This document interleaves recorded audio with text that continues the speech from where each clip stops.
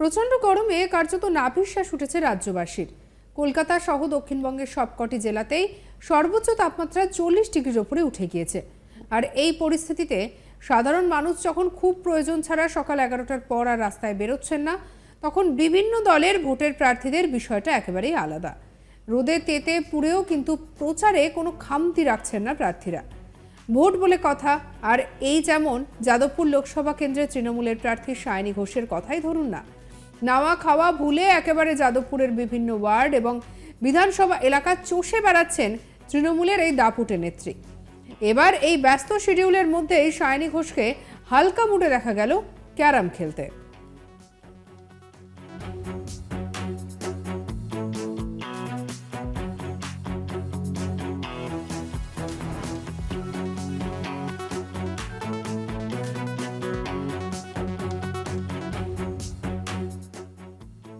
মন্ত্রী অরূপ বিশ্বাসের সঙ্গে ক্যারাম খেলতে দেখা গিয়েছে সায়নীকে।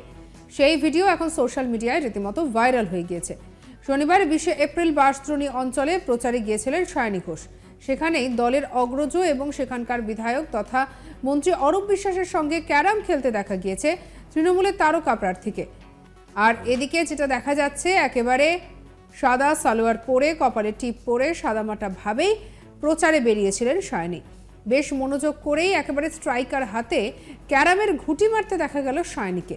প্রসঙ্গত, কয়েকদিন আগেই গড়িয়াহাটের গড়িয়াহাট ব্রিজের নিচে দাবার আড্ডায় দেখা গিয়েছিল তারকা প্রার্থীকে। সেখান থেকেই বলেছিলেন যে অনির্বাণ বোর্ডে নেই, সৃজন বিশ্রাম করছে। আর এবার অরূপ বিশ্বাসের সঙ্গে ক্যারামের ডুয়েল খেলা দেখা গেল সায়নীকে।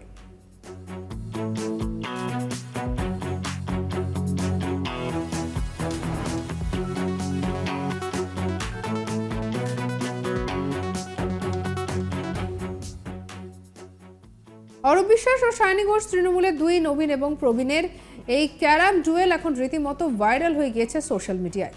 এমনিতেই সায়নী ঘোষ বেশ টাকাবুকো স্বভাবের। 2021 সালের বিধানসভা ভোটে হারের পরও বিন্দুমাত্র দমে যাননি তিনি, বরং দলের সংগঠনের কাছে ঝাঁপিয়ে পড়েছিলেন। তার পুরস্কার স্বরূপ এবারে যাদবপুরের মতো হাই প্রোফাইল সিটে সায়নীকে প্রার্থী করেছে দল, এমনটাই মত রাজনৈতিক মহলের। আর এই নিয়ে আমাদের কালিক প্রসেনজিতের কি রিপোর্ট দেখাবো।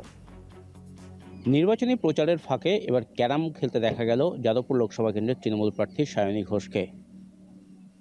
নির্বাচনের প্রার্থী হিসাবে তার নাম ঘোষণা হওয়ার পর থেকেই কার্যত প্রচারের ময়দানে নেমে পড়েছেন যাদবপুর লোকসভা কেন্দ্রের তৃণমূল প্রার্থী সায়নী ঘোষ। 2084 সালে এই কেন্দ্র থেকেই জয়লাভ করেছিলেন মমতা বন্দ্যোপাধ্যায়। আর সেই কেন্দ্রে 30 বছর পর তিনি লোকসভা ভোটের প্রার্থী হিসাবে তৃণমূল দলের টিকিট পেয়েছেন। আর এই কেন্দ্র থেকেও এবার জয়ের ব্যাপারে তিনি আশাবাদী। নির্বাচনের প্রচারের প্রথম দিন থেকেই তিনি নানাভাবে মানুষের কাছে পৌঁছে যাচ্ছেন। কখনো তিনি মোমোর স্টলে গিয়ে মোমো তৈরি করছেন, কখনো সাধারণ মানুষের সাথে হরিনাম সংকীর্তনে মাতছেন, কখনো বা রাম মন্দির বা হনুমান মন্দিরে গিয়ে হনুমান চল্লিশায় মেতে উঠছেন। নির্বাচনী প্রচারের প্রত্যেকটা মুহূর্তেই কার্যত নতুন নতুন চমকে দেখা গিয়েছে সায়নী ঘোষকে। শনিবার সন্ধ্যায় যাদবপুর লোকসভা কেন্দ্রের অন্তর্গত টালিগঞ্জ বিধানসভার বাঁশদ্রোণী এলাকায় পৌঁছেছিলেন সায়নী। সেখানে ছিলেন রাজ্যের মন্ত্রী অরূপ বিশ্বাস। অরূপ বিশ্বাসের সাথেই তিনি সেদিন ক্যারাম খেলায় মেতে উঠলেন। এইভাবেই তিনি কিন্তু যাদবপুর লোকসভা কেন্দ্রের বিভিন্ন প্রান্তে ভোটের প্রচার করছেন। অরূপ বিশ্বাসের সাথে তিনি দীর্ঘক্ষণ ক্যারাম খেলেন এবং তার পাশাপাশি এলাকার সাধারণ মানুষের সাথে জনসংযোগ করেন। নির্বাচনের প্রচারে প্রত্যেক দিনই সকাল সন্ধে দুবেলাই প্রচারে নেমেছেন সায়নী ঘোষ। তার লোকসভা কেন্দ্রের বিভিন্ন প্রান্তে সে কখনো সোনারপুর উত্তর হোক, কখনো সোনারপুর দক্ষিণ, বারুইপুর পূর্ব, বারুইপুর পশ্চিম, এমনকি শহর কলকাতা বা দক্ষিণ শহরতলির টালিগঞ্জ এলাকাতেও প্রচার সারছেন সায়নী ঘোষ। আর প্রত্যেক জায়গাতে গিয়েই নতুনত্ব কোনো না কোনো কিছু করে বসছেন এই তৃণমূল প্রার্থী।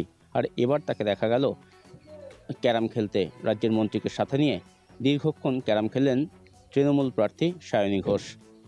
নির্বাচনী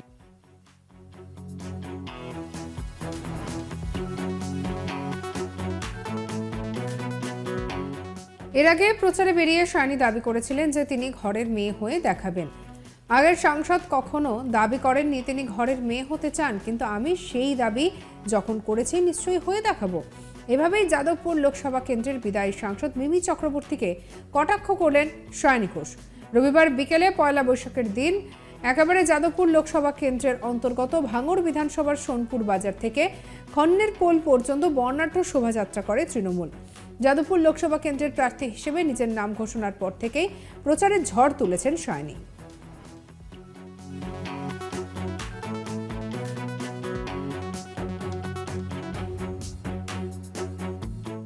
কি বলছেন সায়নী, শুনবো।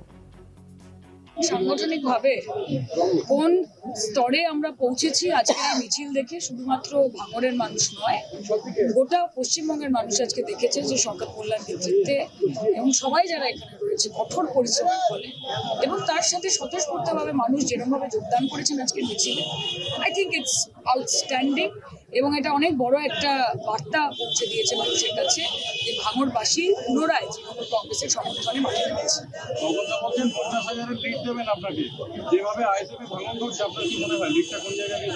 সরকারটা যখন বলে দিয়েছেন নিশ্চয়ই হবে আমি আশা করছি, এবং লোকের চোখে মুখে যে স্বতঃস্ফূর্তভাবে রিফ্লেকশন দেখা যাচ্ছে, যেভাবে তারা অভ্যর্থনা করছে, যেভাবে তারা কাছে এসে মালা পরাচ্ছেন, হাত মেলাচ্ছেন এবং তারা বলছেন যে আমরা দিদির প্রকল্প পেয়ে আমরা খুশি। উল্টো দিকে আমাদের যিনি বিধায়ক, আইএসএফ এর বিধায়ক যাকে আমরা নির্বাচিত করেছিলাম, তাকে আমরা আমাদের পাশে পাই। তার ফলে তো এটা পরিষ্কার যে পুনরায় মমতা বন্দ্যোপাধ্যায়ের উপর আস্থা রাখতে হবে। আপনি বলছেন পার্লামেন্টে গিয়ে কথা বলবো ঘরের মেয়ে হিসাবে, ভাঙড়ের লোকজন সাংসদ থাকলেও খুব খারাপ, কি বলবেন? এখন কারোর ব্যাপারে তো আমি বলতে পারবো না, আমি আমার ব্যাপারে বলতে পারবো। এবং আগের সাংসদ তো কোনোদিন দাবি করেননি যে তিনি ঘরের মেয়ে হতে চান। আমি দাবি যখন করেছি ঘরের মেয়ে হতে চাই, নিশ্চয়ই হয়ে দেখাবো। প্রচণ্ড গরমে কার্যত নাভিশ্বাস উঠেছে রাজ্যবাসীর। কলকাতা সহ দক্ষিণবঙ্গের সবকটি জেলাতেই সর্বোচ্চ তাপমাত্রা 40 ডিগ্রির ওপরে উঠে গেছে। আর এই পরিস্থিতিতে সাধারণ মানুষ যখন খুব প্রয়োজন ছাড়া বাইরে বেরোচ্ছে না, ঠিক সেই সময় একেবারে দেখা গেল ভোটের প্রার্থীরা তারা একেবারে রোদে তেতে পুড়েও ভোটের প্রচার সারছেন। ভোট বলে কথা। আর যেমন যাদবপুর লোকসভা কেন্দ্রের তৃণমূল কংগ্রেসের প্রার্থী সায়নী ঘোষ নাওয়া খাওয়া ভুলে এবারে তাকে দেখা গেল একেবারে অন্য ভূমিকায়। একদিকে যখন তিনি ভোটের প্রচার করছেন, রীতিমতো দাপুটে নেত্রী তিনি, এবার এই ব্যস্ত শিডিউলের মধ্যে সায়নী একেবারে হালকা মেজাজে ধরা দিলেন। ক্যারাম খেলতে দেখা গেল তাকে।